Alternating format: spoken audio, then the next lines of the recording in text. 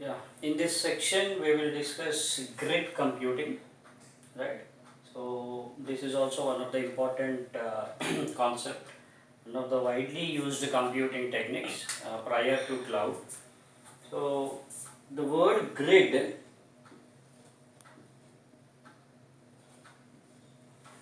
this word grid is derived from power grid,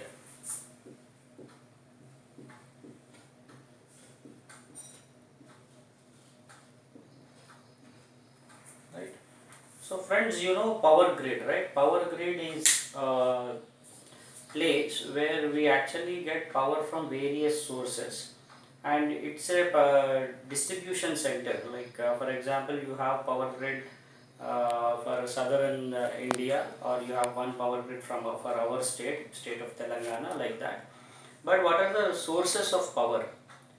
You have power will be generated from tidal source, hydro power. You have power generated from coal, like that. We have variety of sources from where power will be actually generated, right? So friends, you don't know, like when you are using any appliance like AC, refrigerator, any tube light or fan, any electric equipment which you are using in your home, you are actually not sure whether the electricity which you are using was actually generated from so and so source. And as an end user, you are least bothered, right? As long as you have power supply, you are happy.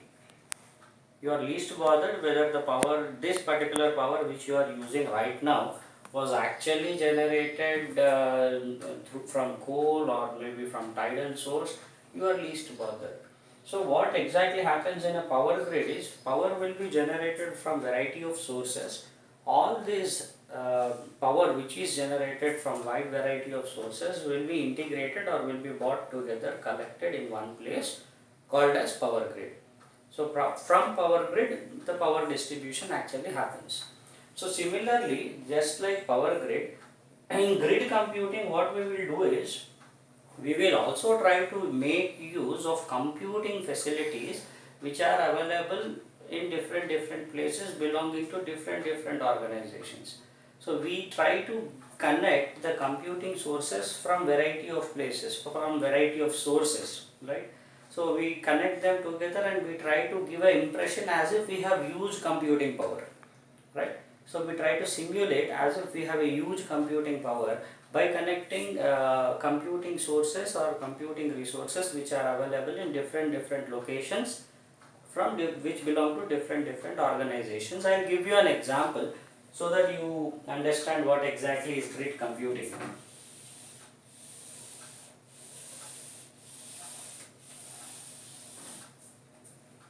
Just imagine, friends,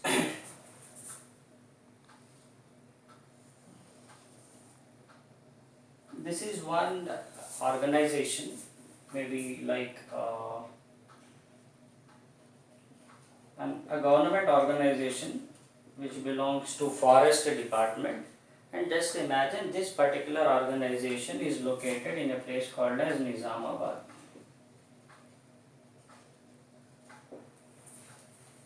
And this particular organization has got some 200 computers.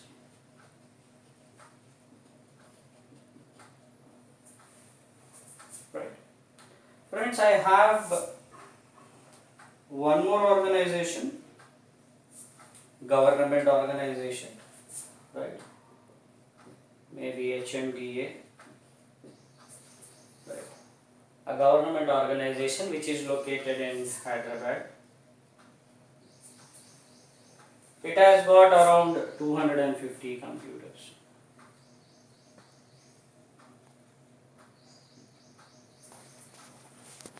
I have another organization, R&B, Roads and Buildings Department, one more government organization.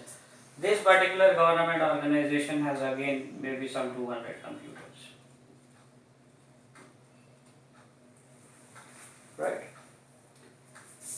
I have another government organization, maybe a university. Government University. It has got around 200 computers.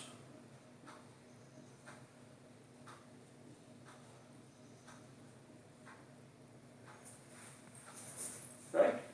So friends, just imagine once in a month government has to do a computing task. Once in a month government has to execute one big program, and they want the result probably within a day or maybe less than that.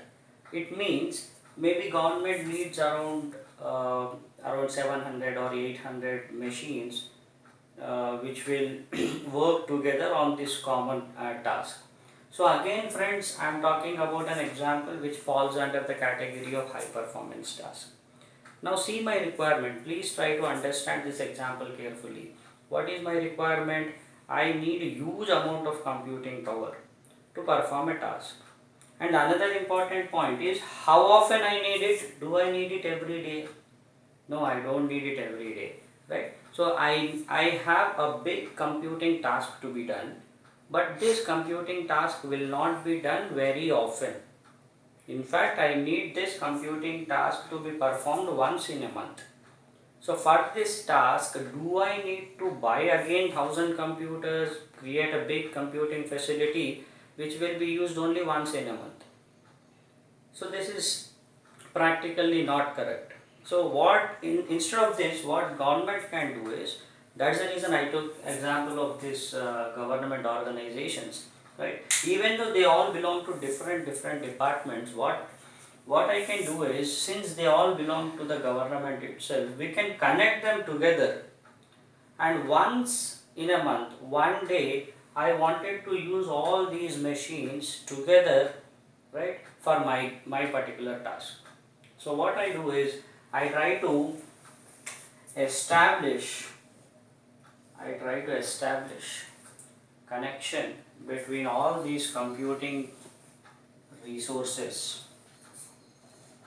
I connect them.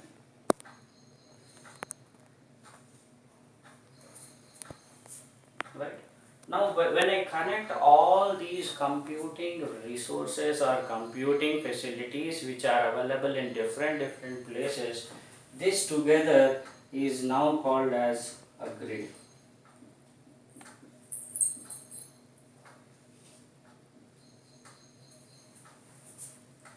Right? Friends, this is not easy, or this is not it is not just a simple connection. Please try to understand. Right? That's the reason I also gave you the location. Forest department 200 computers will be used for my purpose, but they are located in Nizamabad, right? Maybe some 250 kilometers away from Hyderabad. And the distance between these computing facilities is huge, 200 plus kilometers. So what I want to do is, I wanted to connect all these computing units which are available in different places to create an impression as if I have a computing power of 1000 computers or 2000 computers, like that.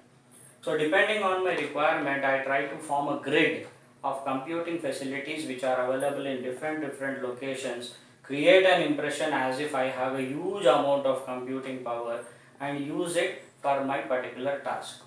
Right? So friends, again grid computing will also be used for high performance computing applications, HPC, not HTC. Right? So this is called as grid computing, wherein I try to gather computing facilities or computing resources from different places. And if you observe friends, see the difficulties in grid, right? Why grid was not so successful. In fact, grid was used widely, no doubt in that. The moment cloud computing came into picture, the importance of grid has reduced, right? So let us try to identify what are the difficulties in grid. The first difficulty is, see the distance between these two computing facilities. It is running hundreds of kilometers. Right, Hyderabad, I have 250 computers. In Nizamabad, maybe I have another 200 computers. How do I connect them? I need a fiber optic cable which has to run all the way from Hyderabad to Nizamabad. Similarly, I need a fiber optic cable connecting these two computing units. So it is very costly. Running a fiber optic cable, right, for hundreds of kilometers is very costly. right? Of course, it has to be done only once, no doubt. But the other difficulty, that is the first issue with grid computing. The second problem is, friends, these 200 computers are, uh, they belong to forest department. So we don't know what is the configuration of these 200 computers.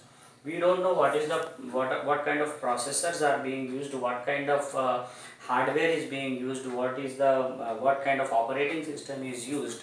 So if you observe these four units, they actually belong to four different organizations which actually work independently. Forest department has nothing to do with HMDA, HMDA has nothing to do with our roads and buildings, like that. So they are all independent units, they have their own computing capacities, right? Now I need to integrate all these things. What kind of operating systems are used in four different places, I don't know. What kind of processors are being used, I don't know. Now integrating all these things, to integrate all these different architectures is a very complex thing, right? So which is done using by writing a software which is called as grid middleware.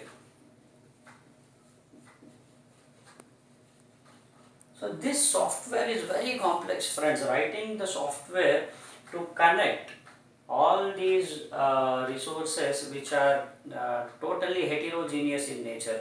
Their hardware architectures are totally different, and we can't ensure that they can be same. It is not possible. So this grid middleware is a very complex thing. So that's the reason setting up a grid itself is very complex, right? So problem number one, how do I connect all these computing facilities which are in different locations? That is the first problem, because I need to run fiber optic cable for hundreds of kilometers or maybe more than that.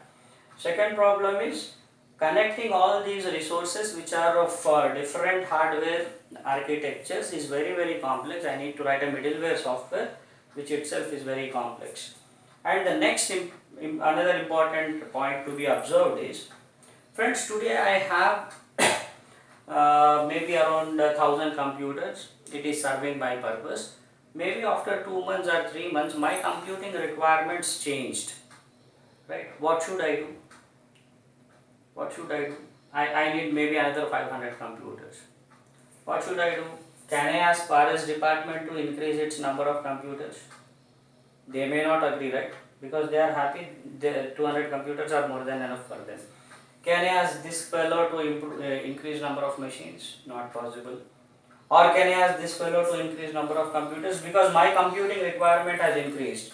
So can I make changes here? Not possible, because maybe they don't need those many computers, right? So what should I do? Or shall I bring in one more organization and use those computers here? That is another possibility, but my existing middleware may not be sufficient. I need to write this complex software again. So grid offers you a good performance, right? Especially when you need high computing requirements. Rarely, like once in a month, you need huge performance. In such cases, you can go for grid. But friends, we have seen what are the difficulties or problems in grid computing. However, grid was used uh, before cloud.